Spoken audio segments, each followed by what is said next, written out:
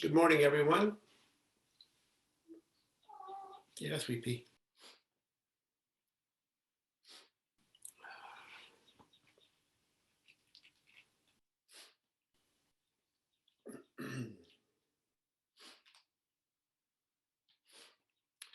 For the offering at my altar behind me that most of you saw, I do 9 bows. I bow 3 times to the Buddha image, which is right above my head. I bow to my parents there, and then I bow to my Dharma teachers, Bernie and Sojin, or Tetsugen and Mel. um, we stand on the shoulders of giants, as the saying goes.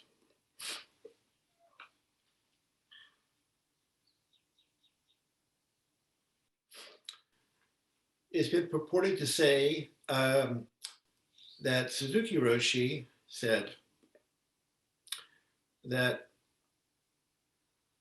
I have to spend a long time on preparing my lectures because English is not my first language. And this morning, while I was preparing for this talk, I realized that English is not my first language either. It's the only language that I have to share my thoughts and feelings with you, but it's not my first language. It's actually not any of our first languages. Our first language is experience.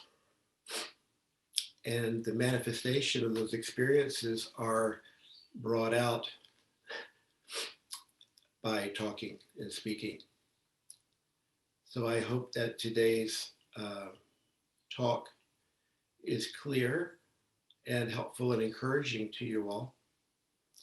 And I invite you to ask questions of me, of Hozan Sensei, our abbot here at Berkeley Zen Center, and the Sangha, the teachers that are here practicing, and people who are yet to be formal teachers who are practicing here, because everyone has their own experience that can be shared and expressed and helpful to others.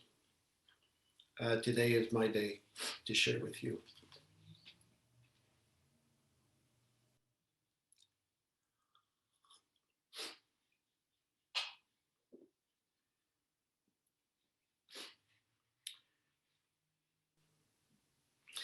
Today I want to talk about Buddha nature. It's a word that is often spoken about, but it's hard to understand or grasp.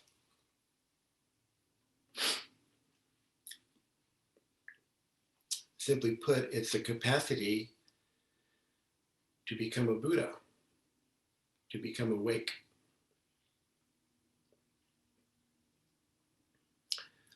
In fact, it's our birthright. We're born with it. There's an expression, nature or nurture. Is it nature that's driving, or is it nurture that's driving? So I'd like us to think about nurturing our nature, nurturing our Buddha nature. I believe that's what we do here on the cushion and in our practice. We're nurturing this nature of Buddha to come forth. We don't get Buddha nature. We don't have Buddha nature. We are Buddha nature.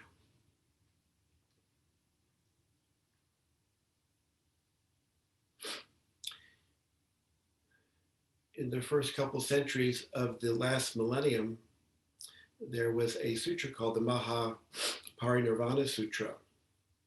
And in it, there's a description of a being called an Echantaka. An Echantaka is someone who will never attain Buddhahood or doesn't wish to become a Buddha. Some years later, there were remnants of this sutra that were found in a cave, presumably, and they read that all beings have Buddha nature. This is a little different. Either don't we have or do we have? I think most importantly, this speaks to the tenets of Buddhism, which didn't come down from a mountain in tablet form carried by an old man with a beard. Okay, kitty cat. The practice comes to us from our experience and shared experience and unpacking that experience and exploring and understanding what it means to be Buddha. So it's a living, dynamic practice. It's not something old that we're just kind of parroting. So the original authors of this Maha Nirvana Sutra originally were focused on stupa worship. Stupas are these burial mounds that you will come across in East Asia, India, and such. And there's a veneration for these spaces, these places, holy places, not too unlike in our country going to a graveyard. Look back out here outside my apartment, the memorial garden. They're not stupas as in mounds, but they're the relics of the ancestors that came before us. Some of us had the privilege to practice with these ancestors in this lifetime. So these early compilers of the sutra were focused on the external, focusing on the relics and stupas of the ancestors. And then at some point it started, their orientation and thinking started turning inward to the Buddha inside of us, the Buddha that's in here, not out there.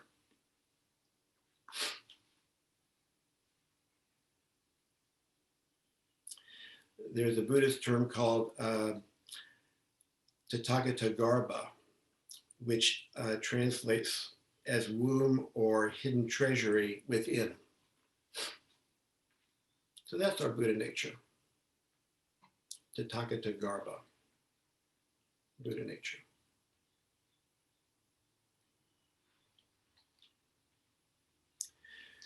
So we've gone from some beings don't have Buddha nature to all beings have Buddha nature.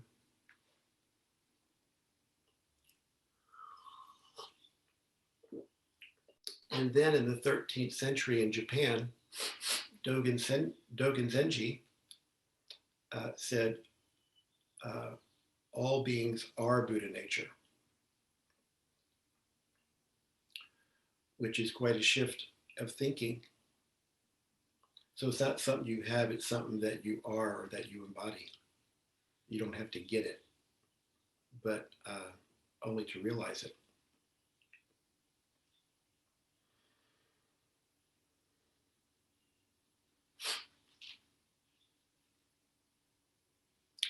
So having it or not having misses the point.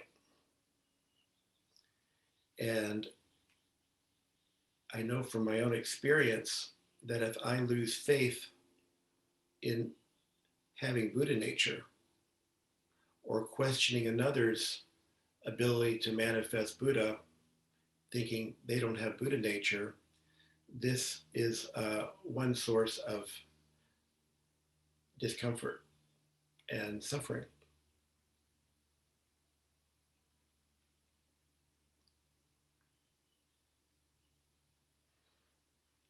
I believe that Suzuki Roshi encouraged his students to think of others as Buddha to undercut this tendency that we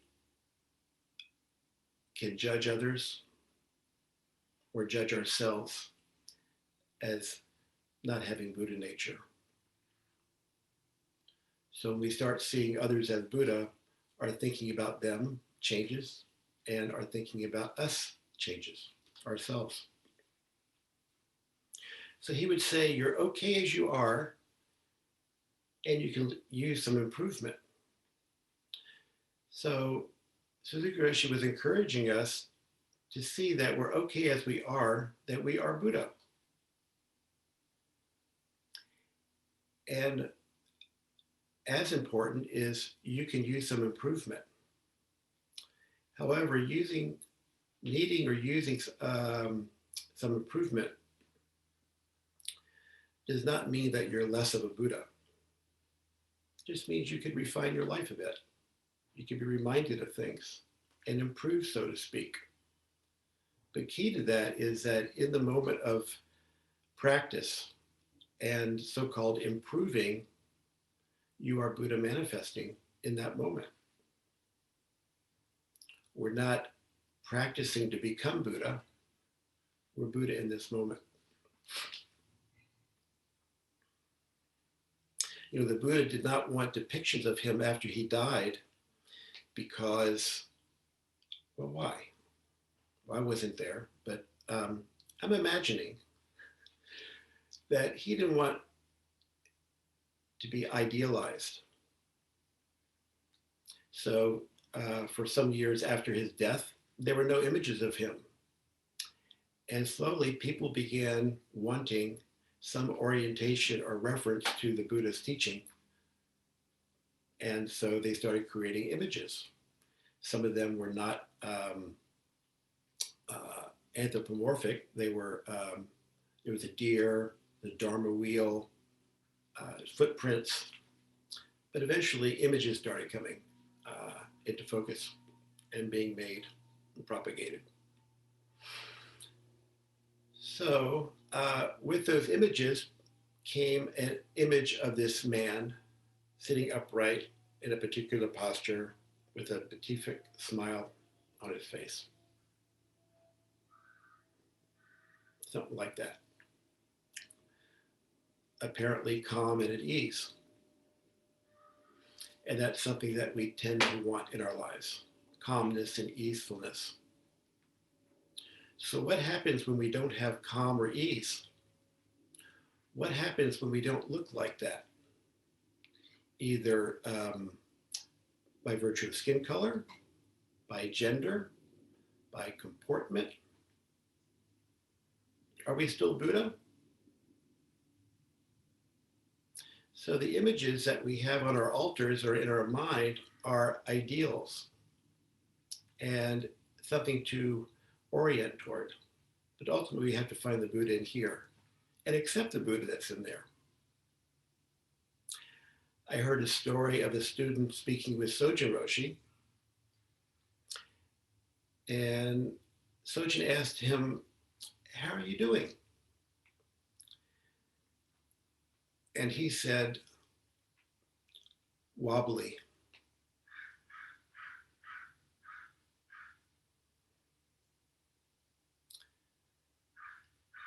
We've all felt wobbly at times. So Sojin simply responded, "Wobbly Buddha."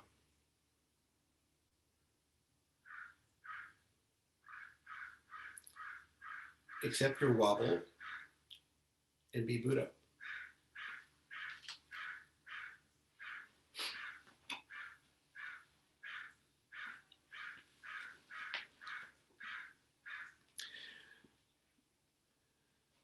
Dogen Zenji has a fascicle in Shobo Genzo called Busho, which is translated as Buddha nature.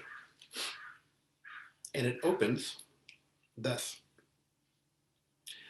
Shakyamuni Buddha said, living beings all are Buddha nature. The Tathagata is continuously abiding and not subject to change. Tathagata is another name for the Buddha, or the thus come, thus gone one. So what is it that thus comes and thus goes? That's the essence. It's the essence that is inside that doesn't change.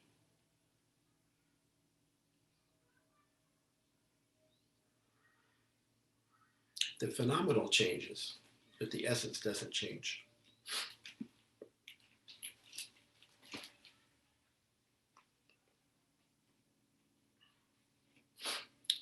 At our ordination ceremony here at Berkeley Zen Center, it opens, invoking the presence and compassion of our ancestors in faith that we are Buddha, we enter Buddha's way. So this brings up the, okay, kitty cat, I know. This brings up the topic of faith. And everything exists because of an opposite. So it also brings up doubt. Do we have faith that we are Buddha? Or do we doubt that we are Buddha?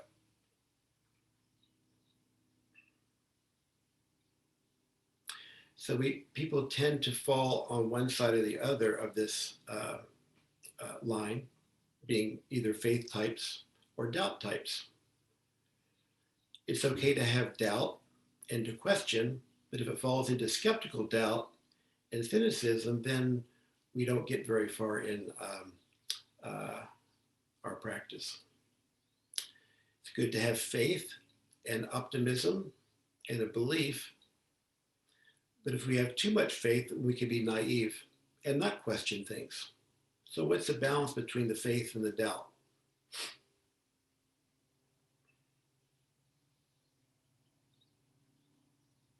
We can become very arrogant and cocky if we have experiences that seem to be uplifting and validating of, oh yeah, I'm a Buddha. We can be very downtrodden and not so upright when we've had experiences that have either physically or emotionally beaten us down, and they live in our body. And in our practice, we are able to see these causing conditions and temper them and have equanimity for ourselves and for others.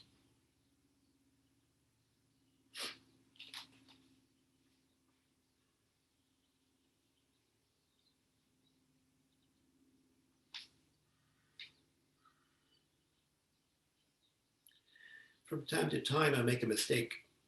And once I was in Sojin's office and I forgot what the mistake was, and I apologized. And he just said, don't apologize, just do better. And I thought about that. You know, apologies are useful tools to acknowledge our mistakes to ourselves and to, more importantly, to others, as well as to express or manifest humbleness. When we're humble, we're more open and receptive, and we grow with that. So it's okay to apologize, and with it, keep going forward.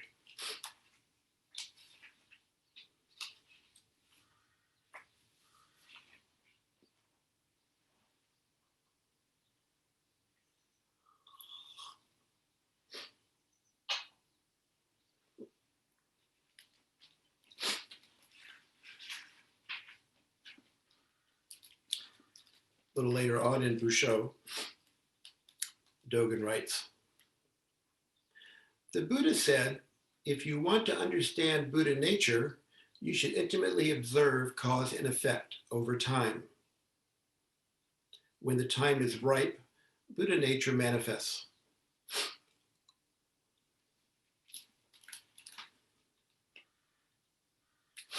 The sixth ancestor said, impermanence itself is Buddha nature. So these two sayings, or teachers, what they said, go together.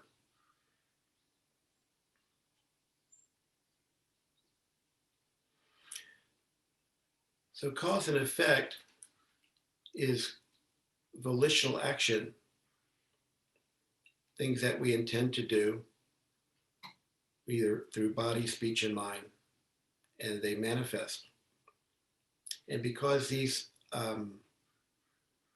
actions are continually unfolding, we see impermanence. Nothing is fixed or stable. So it's cause and effect.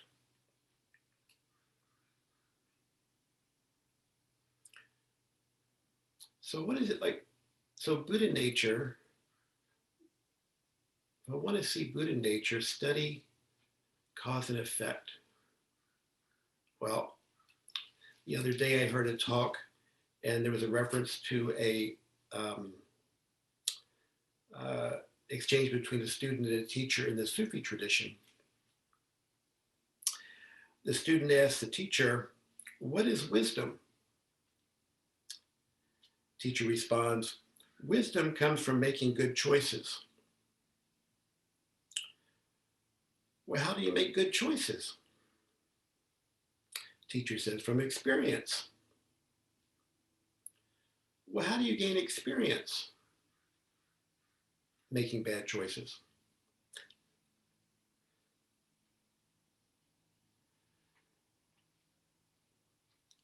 So Buddha nature is revealed by seeing the choices that we make and the cause and conditions that precipitated them. This has been really helpful for me to understand this subject, because making so-called good choices gives me a feeling of uprightness and support in practice. And if I make so-called bad choices, the "oh, what a schmuck, I'm so stupid," that doesn't have the same feeling of uprightness and being Buddha. It seems very far away from being Buddha. But if I look closely and learn about the mistake, so-called mistake I've made and continue to make, and learning from that, the causing conditions that will unfold will be different. It takes a long time to turn our karma of making poor choices into more wholesome choices. So it's continuous practice.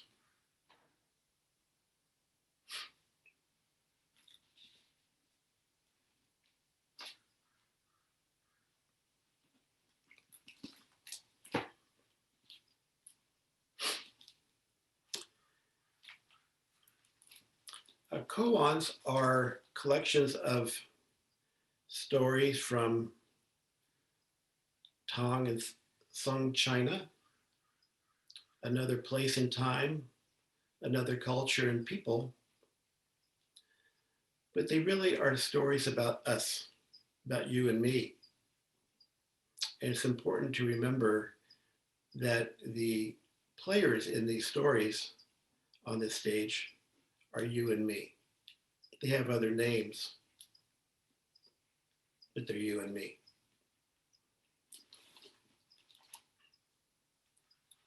In case two of the Muman Khan, Hakujo's fox, I won't comment on the whole koan, but the gist of the story is that the former abbot of a temple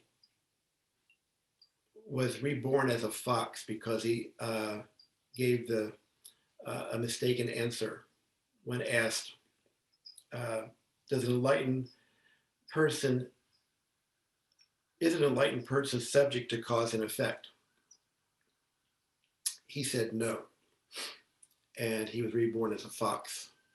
And in the culture over there, foxes are considered um, crafty, being possessed, maybe tricky, something of the occult. Nothing that's particularly something that we would want to have in us. But he was reborn as a fox for 500 lifetimes by saying that an enlightened person is not subject to cause and effect. And this fox spirit asked the present abbot of this same temple that he had been abbot at long before, please give me a turning word so I can understand what this teaching is about and let go of this fox spirit that I've been inhabiting. And the teacher asks him, well, ask me the question. He says, is an enlightened person subject to cause and effect? And the teacher said, the abbot said, an enlightened person does not ignore cause and effect. So here's this 1,000-year-old story that speaks to us today. Not ignoring cause and effect. When we see the effects of our life, we can look and examine them more closely and see, well, what are the causing conditions that prompted that effect? It's impossible to know all the causing conditions, but we can home in on some of them, some of the more obvious ones.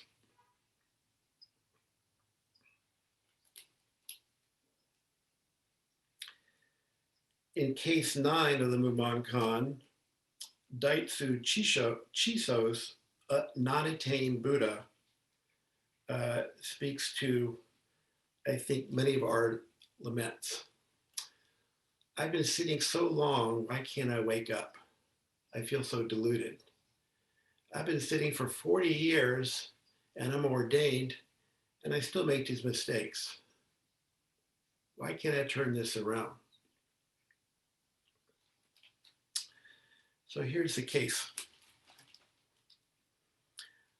A monk asked the priest Daitsu Chiso, the Buddha of supremely pervading, surpassing wisdom did zazen on the Bodhi seat for 10 kalpas, but the Dharma of the Buddha did not manifest itself and he could not attain Buddhahood. Why was this?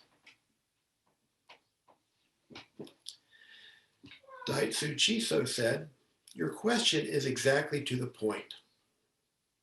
The monk said, but he did zazen on the Bodhi seat. Why couldn't he attain Buddhahood? Daitsu Chiso said, because he is a non-attained Buddha.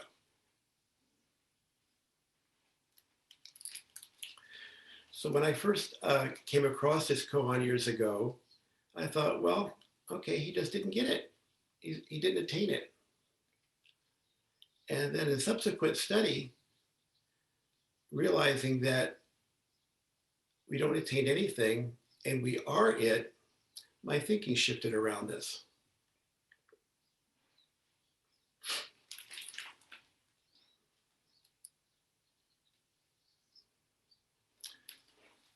My shifting shifted from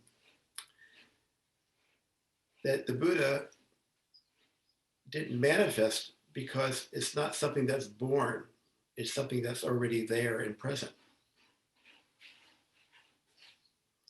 And as I read earlier, the Tathagata is continuously abiding and not subject to change. So there's no birth and there's no death. It's just what is. That's the essence. But we get caught in the phenomenal of duality. I have it or I don't have it.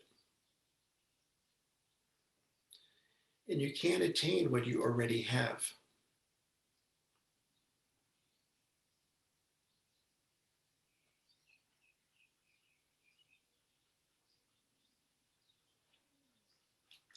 This speaks to Dogen's teaching of practice enlightenment. We don't practice to get enlightenment. Enlightenment, we practice because we are enlightened already.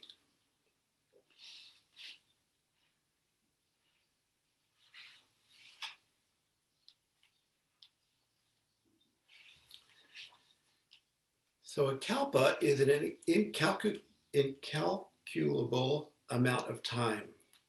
It's thousands upon thousands upon thousands of years. That's one kalpa. So 10 kalpas is even longer. So someone sitting for a very long time, be it 10 kalpas, be it 10 minutes, it's all the same. Because the 10 doesn't refer to time, it refers to practice. It's actually a reference to the 10 paramitas. We typically talk about the paramitas or perfection of practices as 6. 10 ways of perfecting ourselves, so to speak. The 6 paramitas that people are most familiar with are generosity, morality, patience, zeal, meditation, and wisdom.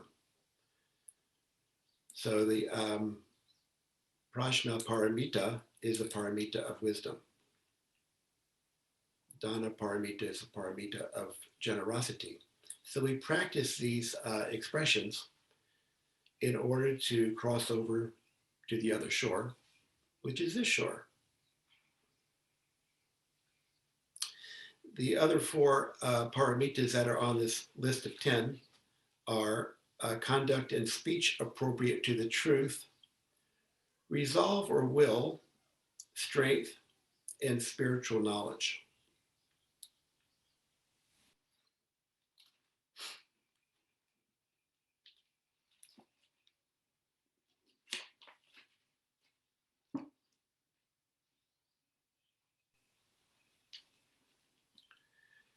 So we're practicing for kalpas, however long that is, on the cushion and off the cushion of these 10 paramitas.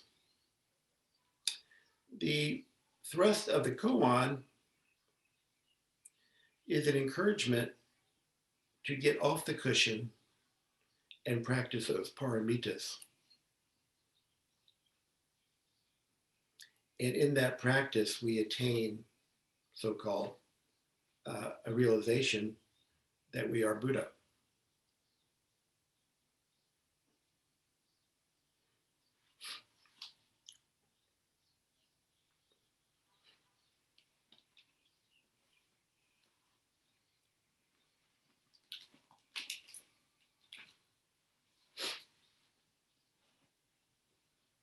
I'd like to end with a little sharing of Suzuki Roshi from an old wind bell that speaks to this.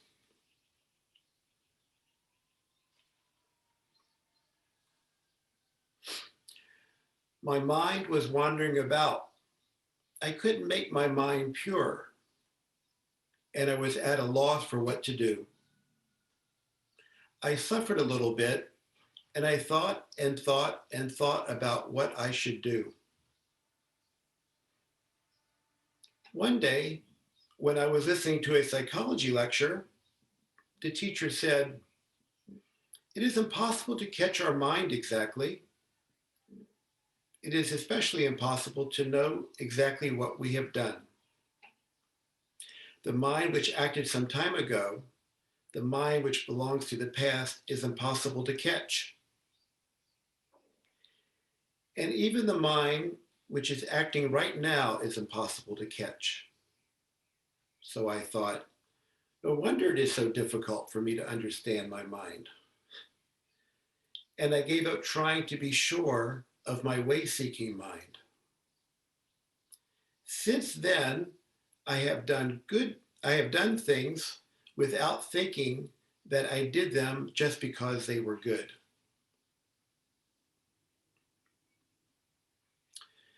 So when you want to see or be sure of your mind, you should realize that you cannot catch it. But when you just do something and your mind is acting as it is, that is how you catch your mind in the true sense. In other words, practice enlightenment, practicing waking up, mind and body merged.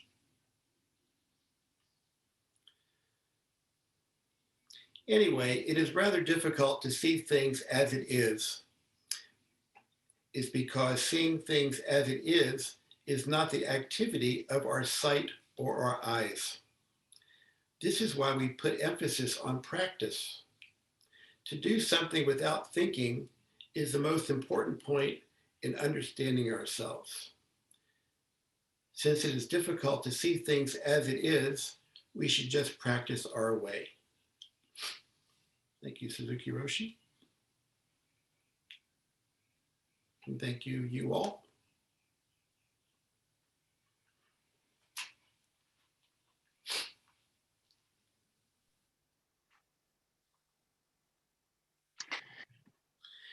If you have any questions or comments, I would invite you to ask them. And I'd also like to take a moment to encourage you to converse and study together by reaching out to Hozan Sensei, our abbot here at Berkeley Zen Center. Any of the speakers who come on Saturday for lecture, they've all been vetted, as well as the Sangha members that who we practice with.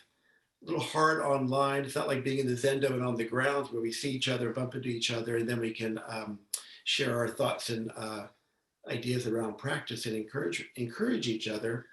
But if you want to do that, you'll find a way, I'm sure. Because in order for the teachings to come alive and to transform us, they have to be engaged.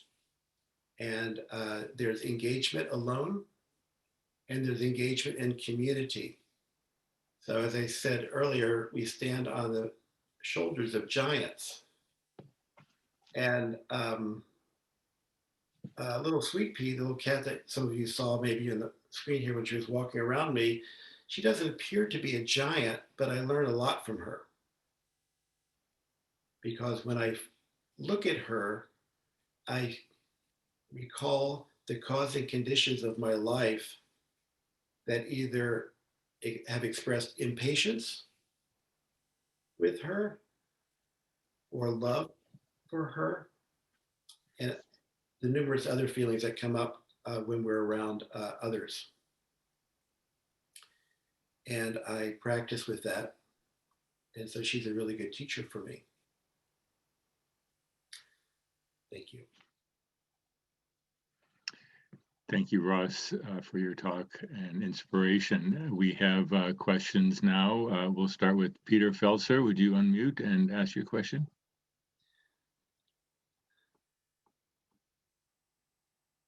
Good morning, Ross. Morning, Peter. I want to, you use the term, and I run into it regularly in my years of practice, cause and effect, cause and conditions. For me, those are very esoteric concepts, and I feel like I have little, if any, real mastery of understanding. Let's forget about mastery, just understanding those terms, how they affect me, how to practice with them. Would you be willing to give me an answer to that question, those questions? Well, I'll give you a response. I don't know if I'm an answer.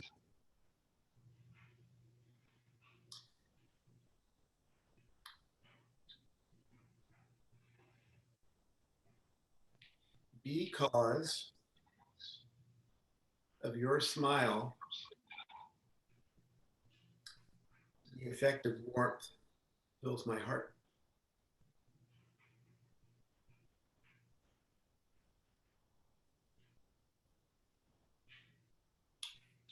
Does that help?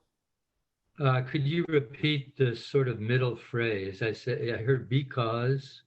Because of your smile, the effect warms my heart.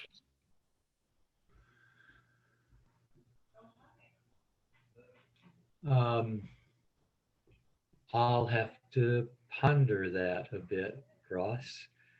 It still seems, I don't know whether it's my engineering mind or not, but that still seems esoteric.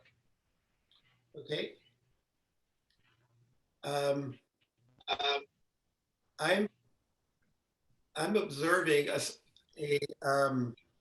knitted brow on you, trying to understand me. I'm familiar with that knitted brow because I knit my brow myself when I don't understand things. The things aren't clicking for me. So there's two people here. There's infinite numbers of people here, but now there's just two people here having a conversation. And the cause and effect of each, we affect causes and cause effects back and forth endlessly.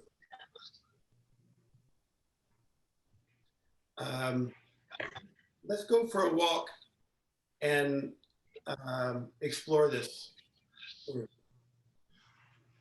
I would like. Thank you, Ross.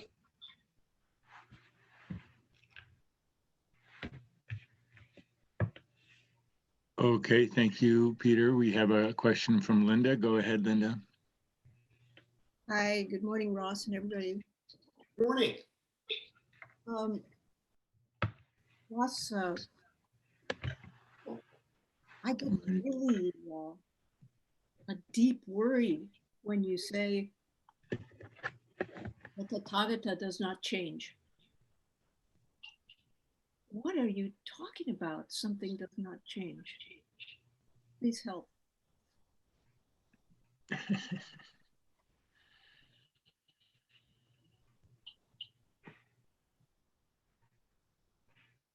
If we forget the essence, we get caught in the phenomenal. I don't know about the essence. I thought phenomenal, this thing that I'm doing with my hands, it's very hard to do it better than that. But I thought form and emptiness and form, and you can't talk about one without the other. That's right. So we make a mistake talking about them. And that's why Suzuki Roshi said, just sit. But the bell rings and then we start talking about it. Do you really experience that something doesn't change? I don't, but in the moment it doesn't. When we look at it, we start examining it and we see changes. But in this moment, there's no change. In this moment, there's no change. So the so-called moment from 2 seconds ago and the moment now, well, there's all these changes that are taking place. But the only thing that is real that I have is this moment.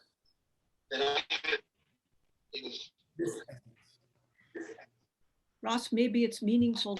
Just for giving me that response, I got a message that my internet is unstable and it got garbled. So, did it get to Toptica garbled? Anyway, Ross, this is a very serious matter for me. Sorry to be serious with you. I understand it's a serious matter for you, and it's a serious matter for me as well. And I can't explain it. And I'm not trying to be fancy or condescending. I'm helpless in explaining it, in trying to explain it to you. And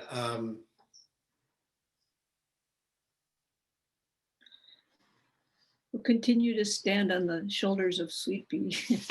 I will, but I just had a thought. You know, I was speaking with Sojin some time ago about some heartbreak, and he said, "Well, now you get to practice alone."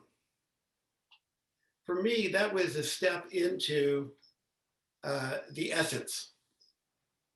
If it was a step into the ever-changing phenomenal, then he would have been talking to me about all the things I could or couldn't do to feel happier, to get through my mishigas. But practicing alone is what I got from that is practice in stillness, practice in the place that doesn't change. Because getting caught in the world of change was causing me a great deal of suffering.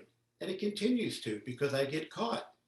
And if I forget about the essence, the Tathagata Garbha that doesn't change, then I lose faith, and then I go into doubt. Okay, thank you, Ross. These are heartfelt matters for you and for me. Yes, let's talk about them again sometime. Thank you. Thank you, Linda and Ross. We have a question from Ron. Go ahead, Ron. Yo, Butsu. Hi, Ross. In the fascicle on Buddha nature, Busho, that you mentioned from Dogen, which I've been able to make my way partway through, but give up usually. There's a whole section where when he mentions Buddha nature, he says mu Buddha nature. He goes on for page after page saying mu Buddha nature. He won't say one without the other. What do you make out of that? Mu. No, I mean for real. That was real.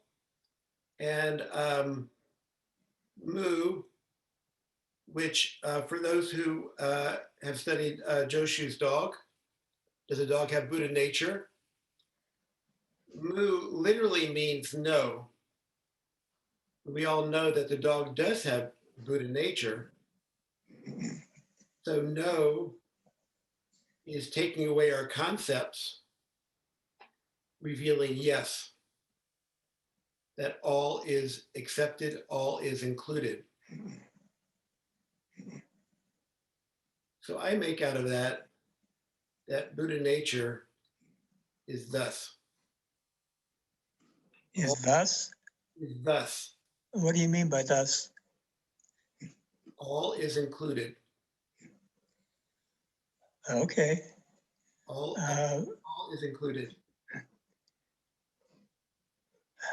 And if we talk about it, then we get into discrimination, which is okay.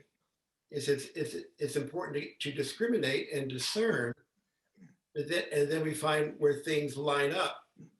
Who has deeper Buddha nature or realization, who's higher up and who's lower down, what's right, what's wrong, and all of that. So it's an ongoing practice for 10 kalpas. You think it's possible to talk without falling into that bias? Yeah, I sincerely believe Joshu's response, mu, does that. So Dogen can talk about it. Well, he did talk about it. Sojin talked about it. Right. As Suzuki Roshi said, and Sojin reminded us, don't take things literally. You have to look in between the lines, or I think Suzuki Roshi said you have to, read the other side of the page, because the page is empty and has words. we focus on the words. But our practice and our conditioning is focusing on words. That's what we grow up with. But if we orient and bring in the other side of the page, the empty side of the page, then we get a broader picture.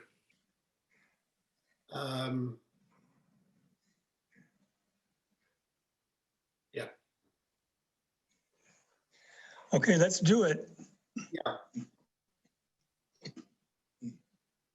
Thank you, Ron. Susan Marvin, go ahead, please.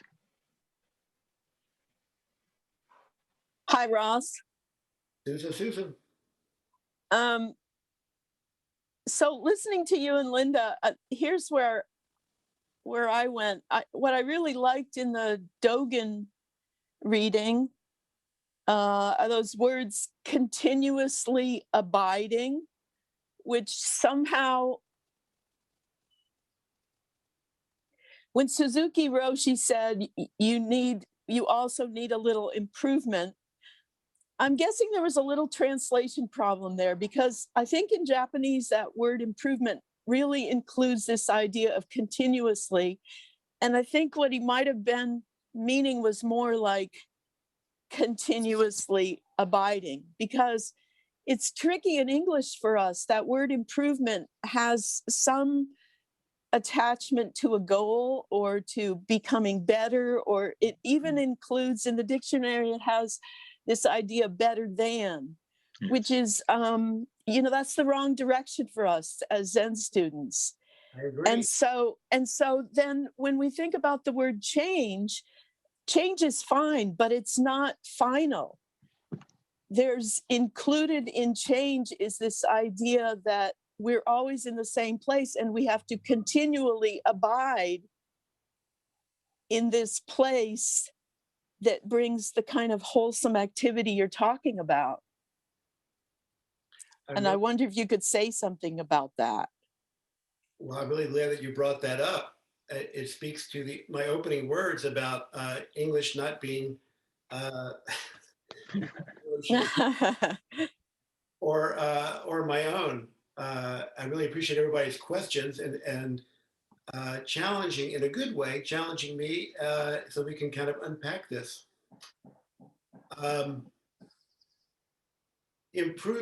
When I asked Sojin that question at Public Dokusan some months ago, I said, what's your take on me? He said, well, you're okay as you are. And he laughed and said, you can use some improvement. But improvement is not like a self-improvement program. It's like improving by being reminded and working on this continuous practice. We do have to continually abide. And that is the vow that we take when we're ordained. Will you, even after enlightenment, will you continue to practice? Yes, I will. So it's a continual practice and continuing to abide. The dude abides from that Coen Brothers movie, The Big Lebowski. And so I think it's hard for us to understand abiding. We understand improvement. And I think that's where we can get caught also, because we start beating ourselves up that we have to improve more and do better. When in fact, what is it that is with us during the improving process? It's abiding. Buddha nature is abiding while we are so-called improving. So yeah. Well, and it includes a lot of repetition. So really, when we abide, we do improve, but we should just not be attached to it as a fixed point. Yes. Thank you so much. Thank you so much. We have another question from Kabir. Go ahead, Kabir. Kabir. Hello. Thank you for the great talk. Thank you. while back, Sojun Roshi talked about our human nature and then Buddha nature. So how one can find balance between the two?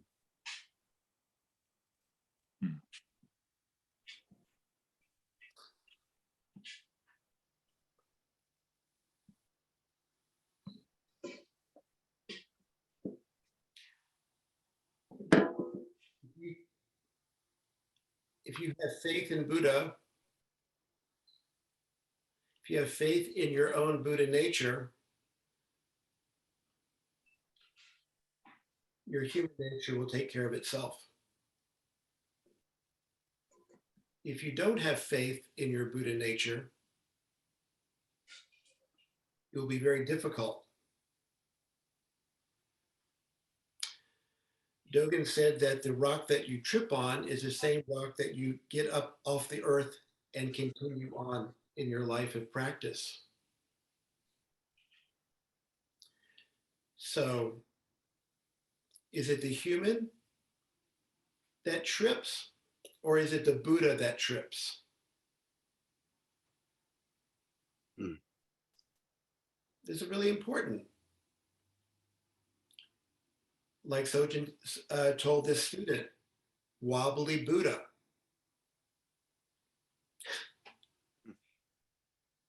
Wow, I tripped. Buddha tripped. I'm crying, I'm so sad. Buddha cries. What do you think? I like that. It's funny that falling story, I heard it first time years ago from a Tibetan nun, and the person who said it has changed, but the message is very powerful, and I really appreciate that. Thank you. Also, when Linda was asking about the no change or what have you, I heard Alan Watts talk about something like that. It said the unshakable shaker. So is that the witnessing eye or the emptiness of it that sort of doesn't really change but changes everything around it? Is that, I'm not sure. So that came to my mind when that was asked. You know, one of the things that I discovered in my study of this is that there's many different ways of saying the same thing. Mm-hmm. And there's no right way. It's just the way that happens to, click for us and help us. Those tend to be the ones that we remember. It's not one and it's not two. Mm. If we get attached to one, we just become bumps on a log. When the bell rings, we have an opportunity to go from so-called oneness or essence to duality. But if it becomes a mechanical thing where, okay, now I'm gonna go sit and become one, and then now I'm gonna go out and take care of my kids, and that's gonna be duality. In order for the practice to actually transform us, there's a transformation that the one becomes many and the many becomes one. So cutting a carrot, the classic story, I'm cutting my carrot, I gotta be careful not to cut my finger. And at some point, right, there's just a merging. Yeah. It's still being cut, but there's an experience of the essence also. Mm. And if we step back and start examining it, the soup won't get made. So we just continue practicing cutting and know that when you take up one corner, the rest of the cloth comes with it. Mm. You just can't take one corner. You know, back in when these teachers were coming over to bring Buddhism to America, people were looking for experiences and practicing samadhi and all these sort of special states of mind. it's much harder to just have an ordinary state of mind and see the extraordinariness of that. It's kind of boring, but it's transformative in a really curious way, because we get to look at the cause and conditions of our life that have moved us along and continue to move us along. It's really important to look at that. It's not just about having special transcendent experiences. So going back to the ordinary mind, and right. Thank you, Kabir. Ross, if we have time, we have one more question from Yoni. Yoni, go ahead. Thank you, Kabir. Sorry. No, thank you. Hey, Yoni. Thanks for your talk. Something early on in your talk had an effect on me when you were mentioned how Sojin said, "Don't apologize, do better."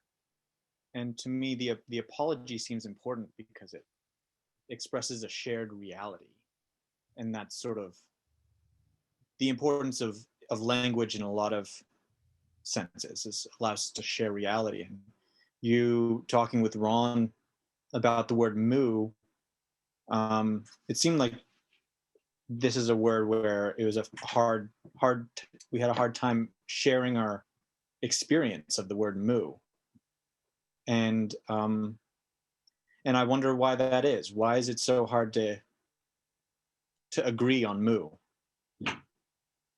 Well, thank you, Yoni. To your first point, I agree. Apologies are important. I think some people apologize too much and beat themselves up for it. And it's possible that Sojin has been kind of conditioned around that and trying to get people not to do that so much. That's a thought that I have. With the shoe on the other foot, I would go into Sojin's office and talk about my cooking with him after a meal during retreats. And he would start being apologetic when he criticized something that I cooked. And I said, "You don't have to apologize. I'm here to learn, and we're having a conversation." But he felt bad because he has criticized people in the past, and they reacted. And so that kind of drove them apart. So how do we get intimate? How do we practice intimacy with our apologies? And that's allowing and making room for people to apologize. So it's a good point. As far as Moo, the experience I had with my first teacher, Tessigan, Bernie Glassman in New York, this was a koan that I worked on with him. And I had the experience that we talk about of this oneness and all inclusivity there. And this happens privately. It's ordinary and it's extraordinary. We don't talk about enlightenment experiences and waking up, but it's just one of those moments. But then, he rings the bell, and then I got to go out and manifest that in my day. And I didn't do so well. And then I would do well. And then I didn't do so well. And it was continuous practice, ongoing. But having the experience of, does the dog have Buddha nature, Moo, cannot be shared by anybody else but the two interlocutors in the conversation.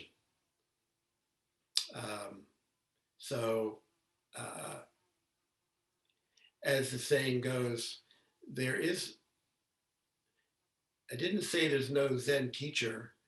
I'm sorry, I didn't say there's no Zen, there's just no Zen teacher, because we actually are learning for ourselves something that's already there.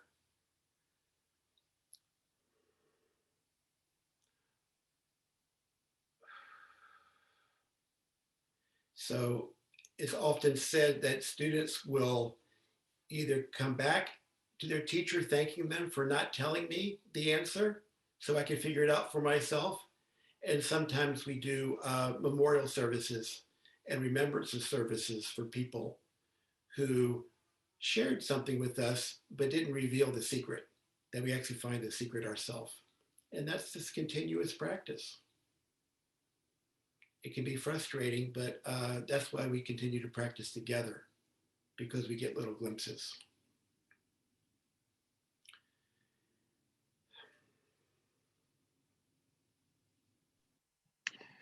Thank you, Ross, and everyone. This is the conclusion of our talk today. Ross can lead us now in our 4 vows. We can mute or unmute ourselves. I'm not sure what's the protocol here. We are numberless. I vow to awaken with them. Delusions are Inexhaustible. I vow to end them. Dharma. My gaze boundless. I vow to enter them. Buddha's ways. Is unsurpassable. I vow to become it.